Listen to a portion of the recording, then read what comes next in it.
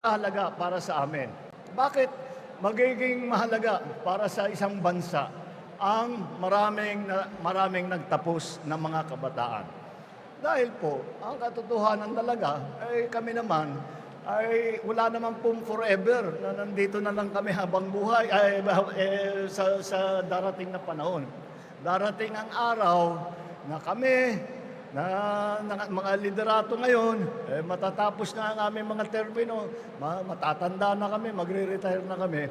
Kayo naman ang titignan ng ating bansa na mamuno. Kayo naman ang magiging leader.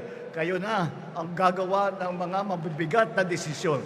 Kaya kailangan ay handa kayo at alam na ninyo ang gagawin. At kayo ay subok na, marami na po kayong napag-aralan, at sa ganung paraan, pagagandahin ninyo ang inyong sariling buhay, pagagandahin ninyo ang buhay ng inyong pamilya, pagagandahin ninyo ang inyong komunidad. At sa ganung paraan, kapag naparami po natin itong ating mga scholar, mapapaganda rin ang buong Pilipinas. Kaya po, napakahalaga po nito.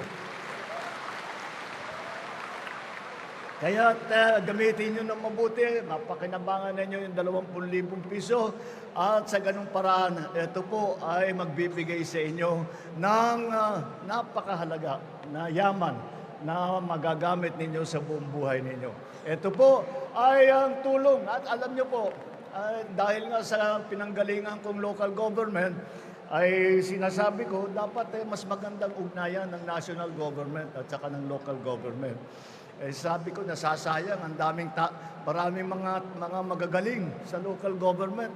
Dapat isama natin sa lahat ng programang ginagawa natin. Kaya po nabuhay yung pong LGSF na sinasabi ko, na nagbigay ng bigas at itong mga scholarship.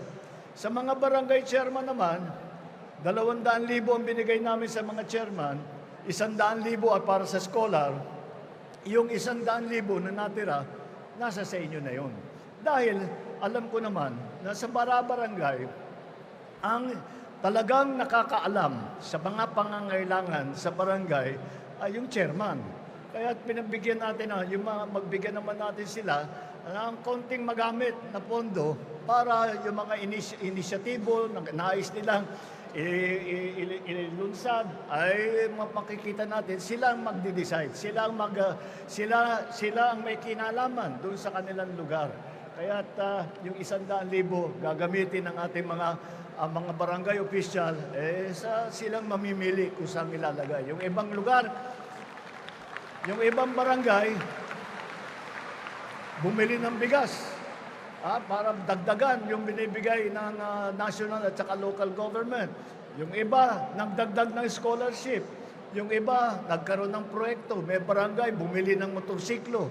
Para yung mga barangay tanod, meron silang gagamitin para paikot-ikot. Yan po ay kaya binigay na namin, sabi namin, may initiative naman ng mga barangay chairman. Pabayaan natin sila mag-decide kung ano yung dapat gawin sa kanilang barangay. At mabuti naman po sa kasalukuyan ay dahil po nababahala kami, meron po tayong mga statistiko na nalalaman yung EDCOM, yung Commission on Education, yung pangalawa, noong 2025, halos 29% ng college student nag-drop out noong 2025. Napakasayang.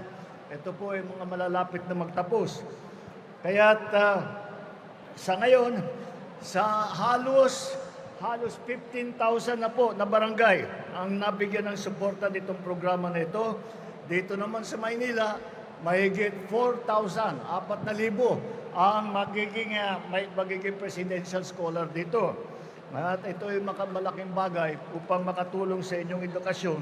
At yan po ang aming magiging programa at tinitiyak po natin na ito ay mabilis bumaba at diretso po sa taong bayan. At hindi dumadaan-daan kung saan-saan pa at sa inyo tuloy-tuloy galing sa national government, ang mag-distribute ang local government, mabilis ang pagtanggap ng ating mga mamamayan. Kaya yan po ang ating programang bawat bayan ay makikinabang idagdagan na rin natin ng bawat barangay ay makikinabang.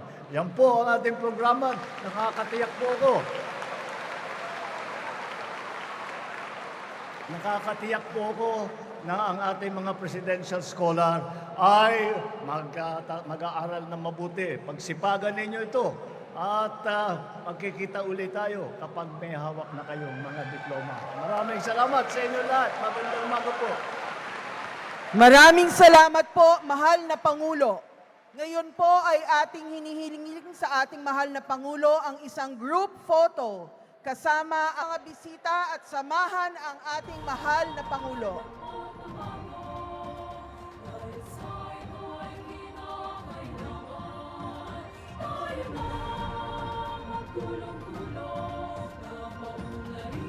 Umurong po tayo sa gitna. Ating mga benepisyaryo.